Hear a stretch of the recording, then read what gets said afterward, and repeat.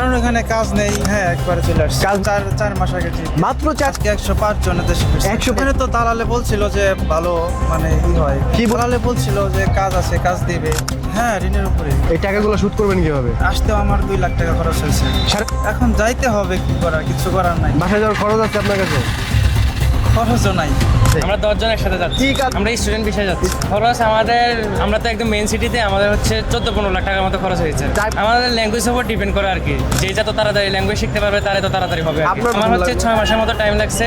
এরপরে আমি পরীক্ষা দিছি, ওইখানে স্কুল সিলেক্ট করছে। আলহামদুলিল্লাহ এখন আমাদের ভিসা আসছে। আমি এপ্রিসিয়েশনে যাচ্ছি।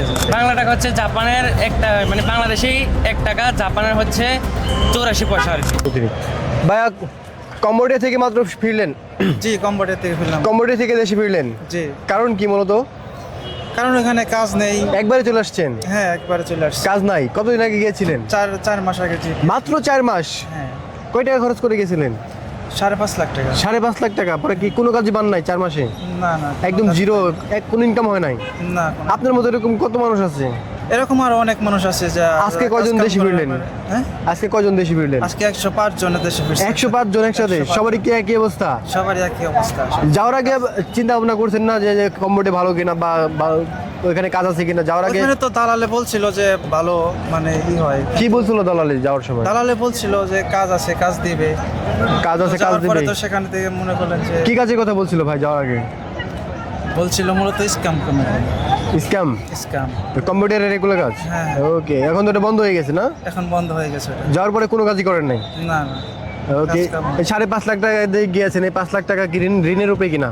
হ্যাঁ, ঋণের উপরে। এই টাকাগুলো শুট করবেন কিভাবে? আসতেও আমার 2 লাখ টাকা খরচ হয়েছে। 5.5 লাখ টাকা গেছেন, আবার আসতে 2 লাখ টাকা? আসতেও 2 লাখ টাকা। 7.5 লাখ টাকা টোটাল খরচ। টোটাল খরচ। এখন একদম পুরা নিঃস্ব হয়ে গেলেন। নিশ্চয় একদম। বাড়ি কোন জেলায় আপনার? টাঙ্গাইল।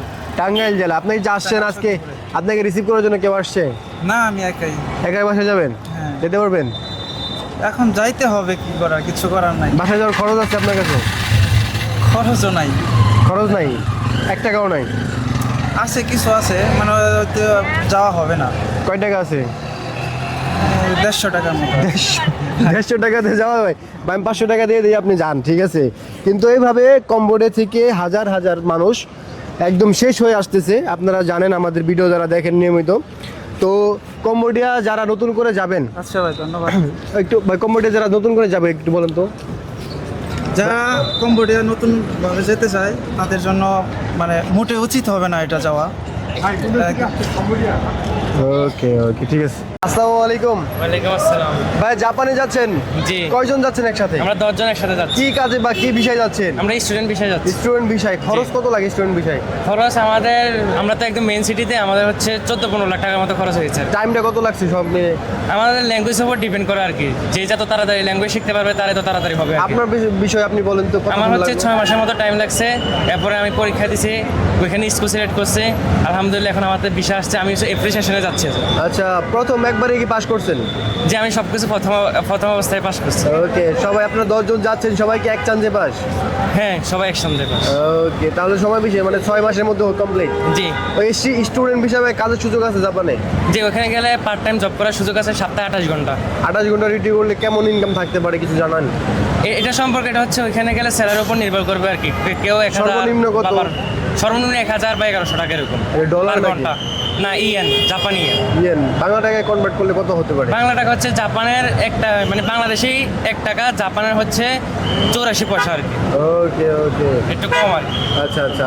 সব মিলে যাচ্ছেন। আপনার বাড়ি কোন জেলায় ভাইয়া? আমার বাড়ি হচ্ছে কুমিল্লায়। কুমিল্লা? সবাই কি কুমিল্লার নাকি আর অন্য অন্য না, দেশে? কুমিল্লার আছে, নোয়াখালী, এরপর চান্দিনা, অনেকের আছে। আপনি যে এজেন্সির মাধ্যমে গিয়েছেন বা কিভাবে কোন মাধ্যমে? এটা হচ্ছে ফার্ম গেট ইভার এডুকেশন। তো আমার হচ্ছে যে নজরুল স্যার অনেক সহযোগিতা করছে আর কি। আমার যে ওটার ইভার এডুকেশনের চেয়ারম্যান হচ্ছে নজরুল স্যার, উনি আমাকে সর্বোচ্চ সহযোগিতা করে জাপানে পাঠানোর জন্য সকল কিছু ব্যবস্থা করেছে আর কি। মাশাআল্লাহ, অনেক ধন্যবাদ ভাই। জাপানে গিয়ে আপনারা ভবিষ্যৎ উজ্জ্বল করুন, সেই দোয়া করি। আপনি কি হন? আমরা ওই অভিভাবক। অভিভাবক, সহযাত্রী আসছেন? মাশাআল্লাহ, অনেক ভালো লাগলো। ঠিক আছে, অনেক কোন জেলা থেকে আসছিলেন? পাবনা জেলা থেকে। পাবনা থেকে। আপনার ছেলেকে পাঠাচ্ছেন সিঙ্গাপুরে? ছেলেকে সিঙ্গাপুর পাঠাচ্ছি। কি কাজে পাঠাচ্ছেন? স্কেল করাইছি কাজের উপরে। কাজের উপরে কতদিন সময় লাগলো? 11 মাস লাগছে। 11 মাস সময় লাগছে। সব মিলে খরচটা কত লাগছে? খরচ তো মাশাআল্লাহ অনেক। কত? 14-15 লাখ টাকা। 14 লাখ টাকা লাগে। এত টাকা দিয়ে খরচ করে যা পাঠাচ্ছেন আসলে দেশে বাংলাদেশে কোনো কর্ম নাই, ভালো শিক্ষিত ইন্টার পাস করেছে, ইন্টার পাস করে কর্ম নাই, এখন কি করবো? দেশে চাকরি বাকরি নাই, বিদেশ পাঠাচ্ছি। এর জন্য খরচ যাই হোক আপনি পাঠাই দিলেন আর কি। জি, জি। এটা রিস্ক মুক্ত থাকলেন। দেশে কর্ম নাই, কর্ম নাই বা কোনো ব্যবসা করতে গেলেও আসলে লাভ লসের হিসাব করতে হয় যে আসলে লাভের চাইতে দেশে কোনো কর্মসংস্থান এখন বর্তমান বিনিয়োগ করে লাভ নেই। কারণ আমি একজন ব্যবসায়িক, রসুনের ব্যবসা করি, অত বিনিয়োগ করি, বাকি দিলে পরে টাকা আসে না। দেশে কিসে ব্যবসা করছেন? আমি দেশে পেঁয়াজ রসুনের ব্যবসা করি। ওকে, এখন পেঁয়াজ রসুনের যে অবস্থা। আমি বরিশাল, সিলেট সব জায়গায় মাল পাঠাই। ওকে ওকে। ব্যবসাটা তো ভালো না। কি কাজের উপর স্কিল করাইলেন আপনার ছেলেকে? স্টিল পিকচার কাজের উপরে। স্টিল পিকচার, রডের কাজ। অনেক ভারী কাজ তো, পারবে তো? হ্যাঁ, ইনশাআল্লাহ পারবে। ওকে, বেতন কত থাকবে এখানে? বেতন তো বলছে $1000। 1000 টাকা। ওকে, মানে $1000। $500। $500, 40,000-50,000 টাকা এরকম। ওকে, প্রথম পর্যায়ে একটু কমই থাকবে। কর্ম নেই, এ দেশে কি করবে বলেন? কর্মের কারণে প্রথম তো কম থাকবে, ওকে, অনেক কষ্ট। যাই হোক আপনি যে মাধ্যমটা পাঠাচ্ছেন আপনার ছেলেকে, মাধ্যমটা ভালো তো? জি ইনশাআল্লাহ ভালো। ওকে, যাক, প্রতারণা না করলেই হয়। ভাই কি অবস্থা? কান্না ভেঙে পড়ছো নাকি? না না, শরীর শক্ত আছে তো? মনটা শক্ত আছে তো? নিজের জন্য, ফ্যামিলির জন্য ভবিষ্যৎ উজ্জ্বল করতে হবে ভাই। ওরকম মন মানসিকতা নিয়ে তারপর যেতে হবে বাংলাদেশ থেকে, ঠিক আছে? হাসে নাই, কষ্ট করতে হবে ভাই। প্রবাস মানেই কষ্ট। প্রতিদিন 10 ঘন্টা 12 ঘন্টা কষ্টের উপরে থাকতে হবে। তো এই যে শেষবারের মতো বাবাকে ভালো করে দেখেন, মন থেকে দোয়া নেন যাতে ভালো থাকতে পারেন, ভালো কিছু করতে পারেন, ঠিক আছে? ভালো থাকবেন।